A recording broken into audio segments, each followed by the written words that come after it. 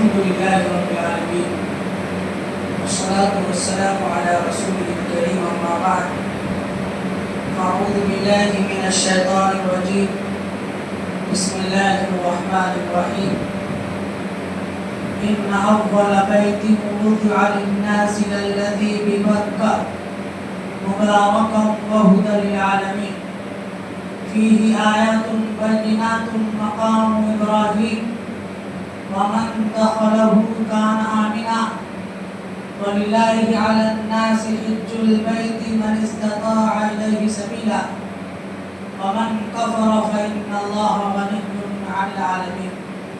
وقال تعالى وإذ يرفع إبراهيم القواعد من البيت وإسماعيل ربنا تقبل منا إنك أنت السميع العليم. وقال تعالى وأذن في الناس بالحج يأتوك رجالا وعلى كل ضامر يأتين من كل فج عميق. صدق الله العظيم. وقال النبي صلى الله عليه وسلم بني الإسلام على خمس شهادة أن لا إله إلا الله وأن محمدا رسول الله وإقام الصلاة وإيتاء الزكاة والحج وصوم رمضان أو كما قال عليه الصلاة والسلام. میرے انتہائی قابل قدر بزرگان دین اور میرے عزیز نوجوان ساتھیوں، یہ جو مہینہ چل رہا ہے یہ حج کا مہینہ چل رہا ہے. بہت سارے حجاج کرام حج کرنے کی نیت سے مکہ المکرمہ پہنچ چکے ہیں اور الحمدللہ سفر جاری ہے. دعا فرمائیں کہ اللہ رب العزت اس سال کے تمام حجاج کرام کو امن و امان کے ساتھ پورے چین سکون کے ساتھ حج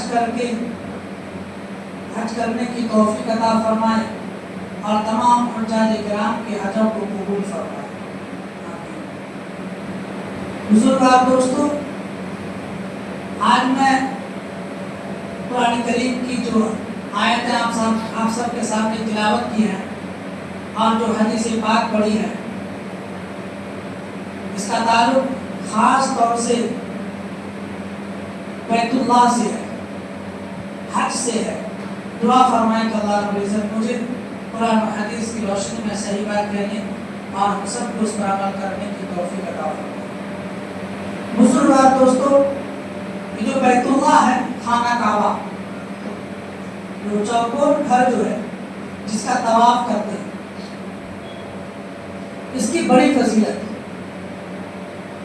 میں چاہتا ہوں کہ اس کی کچھ فضیلتیں آپ حضرات کے سامنے بیان کروں. اللہ تبارک و تعالیٰ نے یہ زمین پیدا کرنے سے پہلے پورا پانی پانی تھا. زمین بھی کہیں پر بھی زمین کا ایک ٹکڑا بھی نہیں تھا. زمین اللہ تبارک و تعالیٰ نے جہاں سے بنانا شروع کیا، اس کا آغاز جو ہے وہ بیت اللہ سے. ان اول بیت وضع للناس للذی ببکہ. بے شک وہ گھر جو سب سے پہلے بنایا گیا، کس کے لیے؟ وضع للناس، لوگوں کے لیے بنایا گیا. للذی ببکہ، وہ گھر ہے جو مکہ میں ہے، یعنی خانہ کعبہ. مبارکت، بہت ہی بابرکت گھر. وہدن، اور ہدایت کا مرکز. کس کے لیے ہدایت؟ کسی ایک جماعت کے لیے نہیں، کسی ایک ملک کے لیے نہیں، بلکہ وہدن للعالمین، پوری دنیا کی ہدایت کا اللہ نے مرکز کس کو بنایا؟ خانہ کعبہ. مفسرین اس آیت کی تفسیر میں لکھتے ہیں کہ پانی تھا، پانی کے بلبلے سے زمین کا آغاز ہوا، اور سب سے پہلے جب زمین جو بنی وہ وہاں کی بنی جہاں پہ اللہ کا گھر ہے، بیت اللہ۔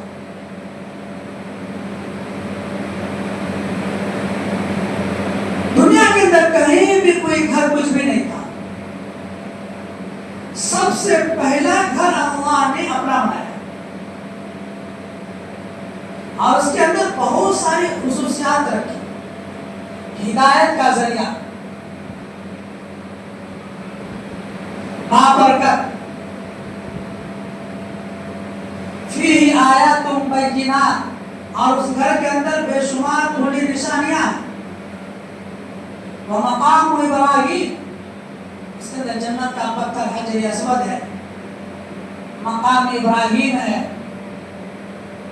یہ بھی جنتی پتھر، اور ومن دخلہ کان آمنا، اور جو شخص اس گھر میں داخل ہو جائے اللہ فرماتے ہیں اس کو امن مل جاتا ہے،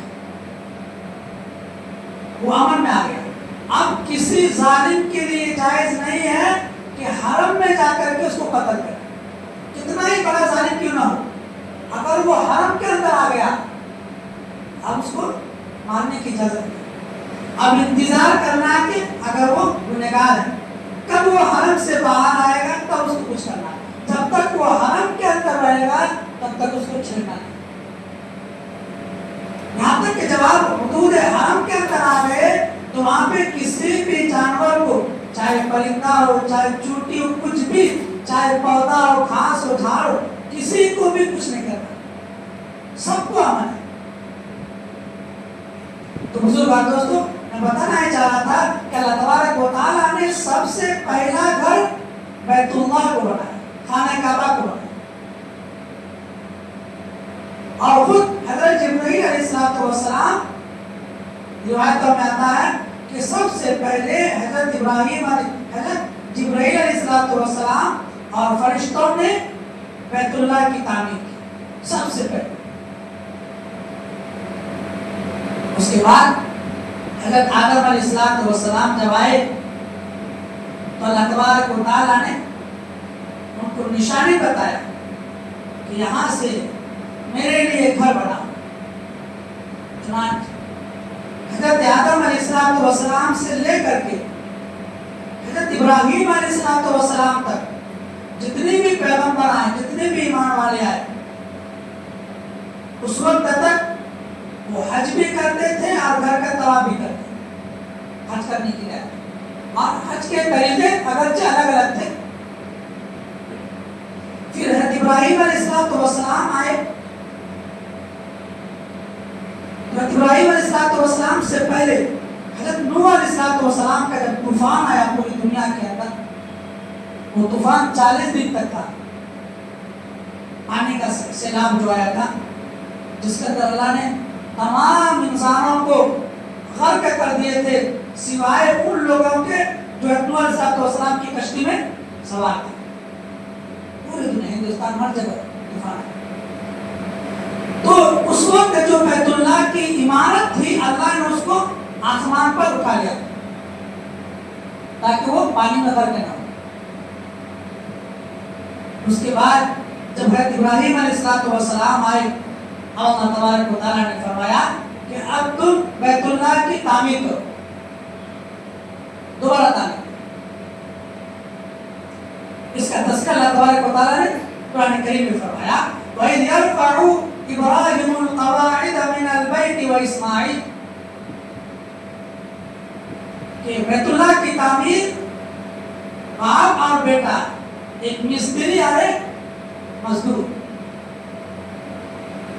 دونوں نبی، اللہ اکبر، اس بیت اللہ کی تعمیر کرنے والے کو حضرت ابراہیم علیہ السلام اور حضرت اسماعیل علیہ السلام تعمیر کر۔ اب جب دیوار جب اونچی ہو جاتی ہے تو ہم لوگ کیا کرتے ہیں، سیڑھی لگاتے ہیں نا، اونچی دیوار کو آگے بڑھانے کے لیے نیچے سیڑھی لگاتے ہیں۔ اب اللہ تبارک و تعالیٰ نے ایک پتھر بھیجا کہ ابراہیم اس پتھر پر تم چڑھ کر کے پیر رکھ کر کے تم تعمیر کرو، جتنا اوپر جہاں تک تم کو تعمیر کرنا ہے، یہ پتھر خود بخود اونچا ہوتا رہے گا، اور جب تم اس کو نیچے کرو گے تو نیچا ہوتا رہے گا، الگ سے سیڑھی لگانے کی ضرورت نہیں۔ وہ مقام ابراہیم کے اندر جو پتھر ہے، ابراہیم علیہ السلام کے جو نشان پڑے ہوئے ہیں وہ وہی پتھر ہے، بہت ہی بابرکت پتھر ہے۔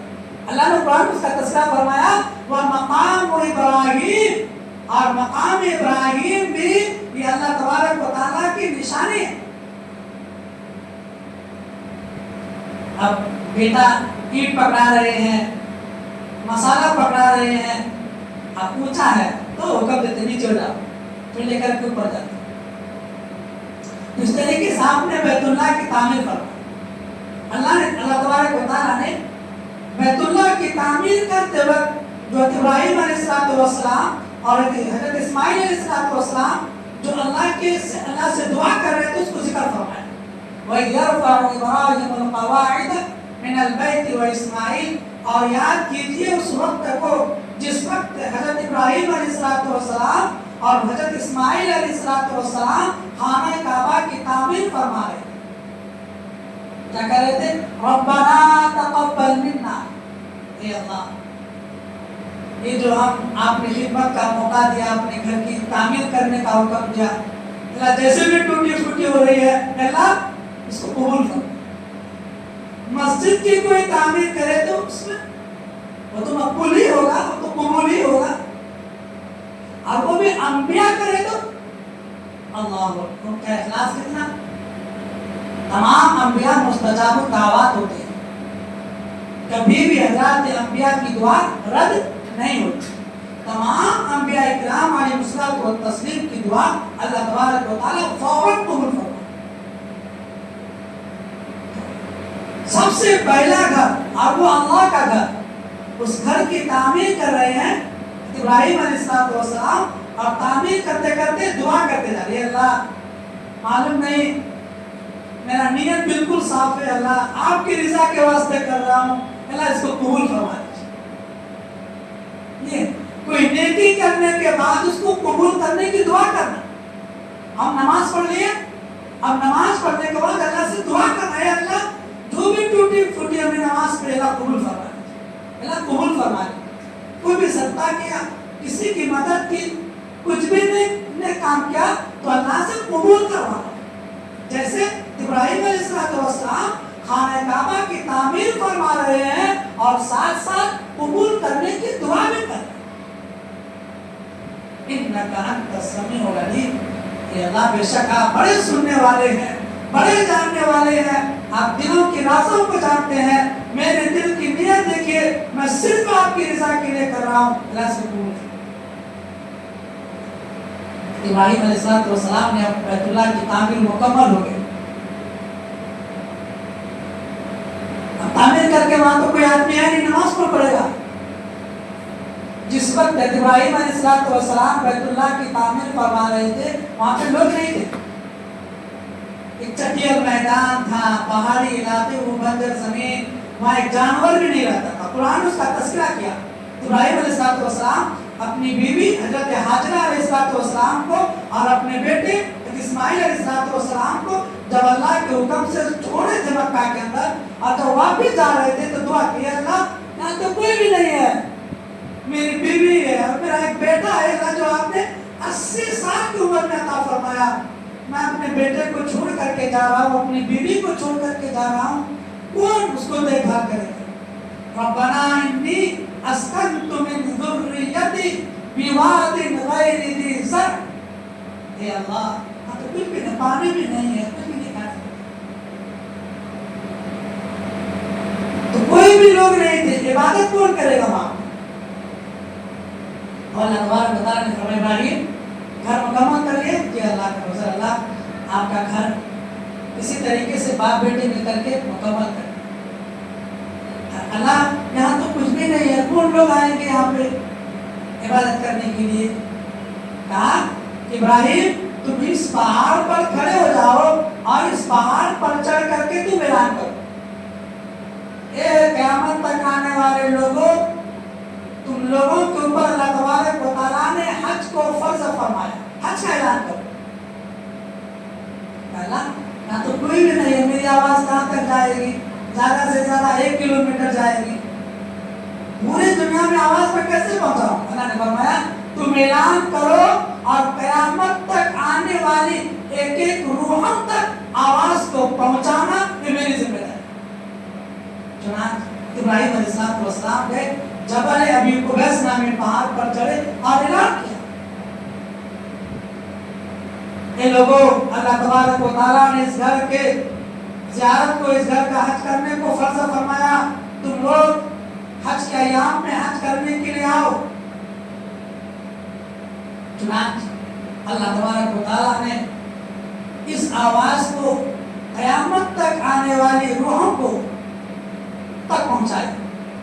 मुफस्सिरीन वअज़्ज़िन फ़िन्नास बिलहज्ज यअतूका रिजालन व अला कुल्ली ज़ामिरिन यअतीना मिन कुल्ली फज्जिन अमीक़। इस आयत की तफसीर में लिखते हैं, ये जो तलबिया पढ़ते हैं लब्बैक अल्लाहुम्मा लब्बैक ला शरीका लक लब्बैक इन्नल हम्दा वन निअमता लक वल मुल्क ला शरीका लक, जो तलबिया है कहते हैं ये तलबिया उसी इब्राहिम अलैहिस्सलाम के ऐलान का जवाब है कि अल्लाह मैं हाजिर हूँ, मैं हाजिर।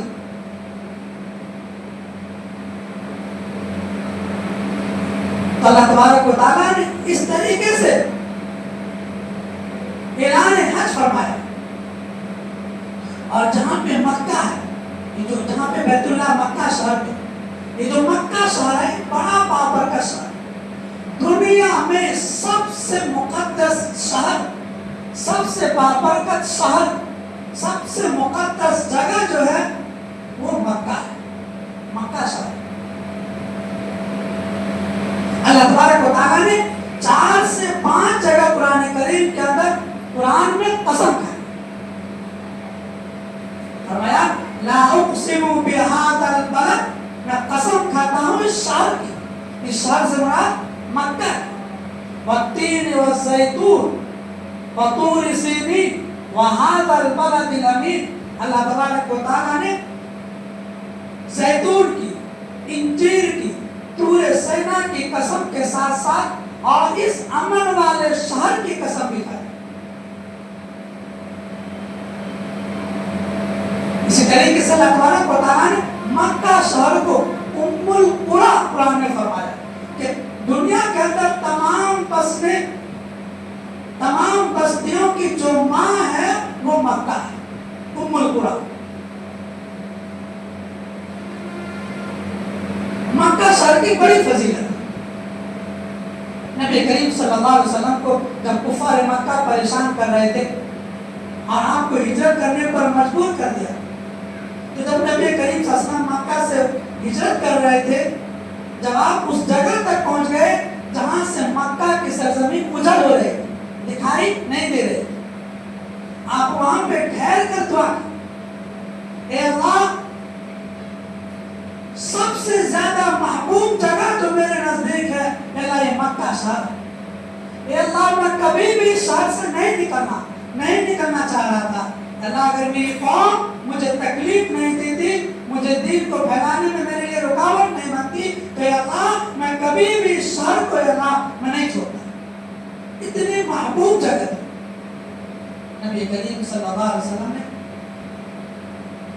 इस मक्का शहर की बेशुमार फजीलत बयान की। जो खाने काबा है, जो सिहने काबा है और जो हुदूद हरम में जितनी भी मस्जिद है, मैं तो वहाँ गया नहीं हूँ, पता से डॉक्टर साहब गए, हजरत गए, बड़े बड़े लोग ये व्यक्त करने के लिए, तो हुदूद हरम जहाँ तक भी है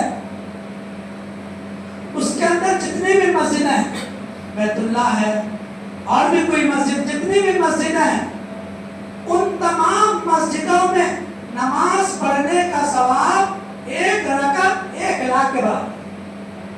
हमारे जहन में क्या है, आमतौर से सिर्फ खाने काबा के अंदर अगर नमाज पढ़ेंगे तो 1 रकअत नमाज पढ़ेंगे तो 1 लाख रकअत नमाज पढ़ने का सवाब मिलेगा। किसी ने मुझसे सवाल किया, मैंने किताब देखा तो मालूम हुआ कि इस 1 लाख नमाज पढ़ने का जो सवाब है वो सिर्फ सहने काबा यानी मक्कातुल मुकर्रमा के अंदर सिर्फ पढ़ना है, बल्कि हुदूद हरम के अंदर आप जहाँ कहीं भी नमाज पढ़ेंगे तो उसका सवाब 1 लाख नमाज के बराबर मिलेगा। इतनी बाबरकत जगह कितनी मुकद्दस जगह। अब हदीस के अंदर आया है, अगर हम जमात के साथ नमाज पढ़ते हैं तो अलग पढ़ते हैं तो 1 दर्जा नमाज पढ़ने का सवाब मिलेगा, और उसी नमाज को जमात के साथ मस्जिद में पढ़ते हैं तो 25 दर्जा मिलेगा, और बाज़ रिवायतों में 27 दर्जा मिलेगा। और उसी नमाज को अगर हम खाने काबा के अंदर पढ़ते हैं, 1 रकत नमाज पढ़ते हैं तो 27 लाख रकत नमाज पढ़ने का सवाब मिलेगा। 27 दर्जा बढ़ा हुआ उलमा ने लिखा, तो 1 रकत का सवाब 27 लाख रकत पढ़ने का सवाब। दुनिया के अंदर कोई भी ऐसी मस्जिद नहीं है जहाँ पे 1 रकत नमाज पढ़ने का सवाब 27 लाख रकत नमाज पढ़ने का सवाब। बुजुर्ग दोस्तों, अल्लाह ने मक्का शहर की बेशुमार फजीलत बयान की। जन्नतुल मुअल्ला है, जन्नतुल मुअल्ला के बारे में आया हदीस पाक के अंदर, अम्मा खदीजा रज़ियल्लाहु तआला अन्हा और बहुत सारे सहाबाए किराम रज़ियल्लाहु तआला अन्हुम अजमईन जन्नतुल मुअल्ला में मदफून। जो जन्नतुल मुअल्ला में मदफून है, जिनकी कब्र होगी, अल्लाह तबारक व तआला उसकी मग़फ़िरत फरमा देगा।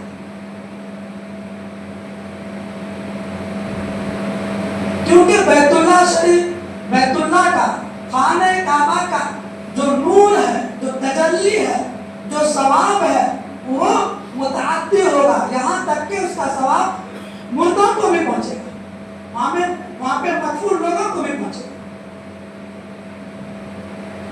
इसलिए बुजुर्ग और दोस्तों, बैतुल्लाह जाने की तमन्ना करना, बार बार जाने की, उम्रा करने की तमन्ना करना, हज करने की नियत करना, ये बहुत बड़ा सवाब है।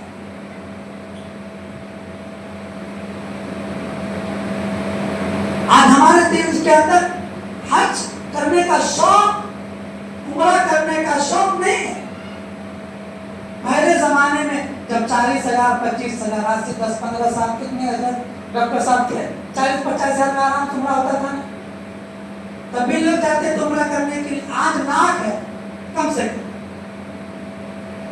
अल्लाह ने एक एक ईमान वालों के दिलों में कितनी मोहब्बत डाली कि लाख रुपए लगा करके भी उम्रा करने के लिए जाते हैं, और पहले से कई ज्यादा भीड़ वहां पे जमा हो रही। ये अल्लाह तबारक व तआला बैतुल्लाह की मोहब्बत एक एक ईमान वालों के दिलों में बसा दी। इसलिए बुजुर्ग दोस्तों, बड़ी फजीलत वाली जगह है। दुनिया के अंदर कोई शहर नहीं है जिसको अल्लाह ने अमन वाला शहर करार दिया हो। दुनिया के अंदर कोई ऐसी प्लेस नहीं है जिस प्लेस को अल्लाह ने कहा है कि यहाँ पे अगर कोई दाखिल हो जाए तो उसको कत्ल करना हराम है। अल्लाह ने हरम के अंदर फरमाया कि हुदूद हरम में जो दाखिल हो जाए, अब उस पर किसी तरह की कोई जुल्म ज़्यादती नहीं। अल्लाह तबारक व तआला का खास तजल्ली जो है ये बैतुल्लाह पर होता है।